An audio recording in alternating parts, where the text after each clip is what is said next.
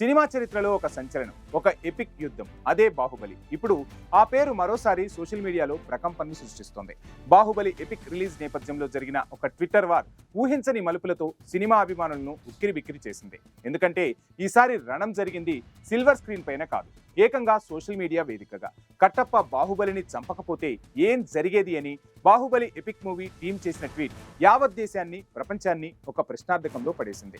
ఈ ప్రశ్నకు ఊహించినట్టే అమరేంద్ర బాహుబలికి జీవితాంతం శత్రువు బల్లాలదేవగా నిలిచిన రాణా దగ్గుపాటి రంగంలోకి దిగేశారు. తన రాజసం ఉట్టిపడే స్టైల్లో ఒక్క మాటలో 1,00,000 బాణాలుగా గుచ్చుకునేలా నేను చంపేవాడిని అంటూ ట్వీట్ చేశారు.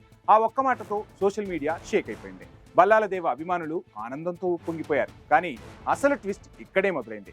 ఈ బల్లాలదేవ ప్రతాపానికి, ఆధిపత్యానికి ఎవ్వరూ ఊహించని రీతిలో కౌంటర్ ఇచ్చారు ప్రభాస్. ఒకప్పుడు బాహుబలిగా సింహాసనాన్ని త్యాగం చేసిన డార్లింగ్ ఇప్పుడు తనదైన స్టైల్లో అదే రాజసంతో, అంతకు మించిన తెలివితో బదులిచ్చారు. అలా నేను జరగనిచ్చాను బల్లా, ఇందుకోసమే 1000 కోట్ల కలెక్షన్లు అంటూ ప్రభాస్ ఇచ్చిన సమాధానం ఇప్పుడు సోషల్ మీడియాలో నిప్పు రాజేసింది.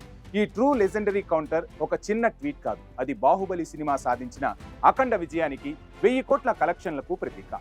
ఈ ట్వీట్ చూసిన తర్వాత అభిమానులు తమ ఆనందాన్ని ఆపుకోలేకపోయారు.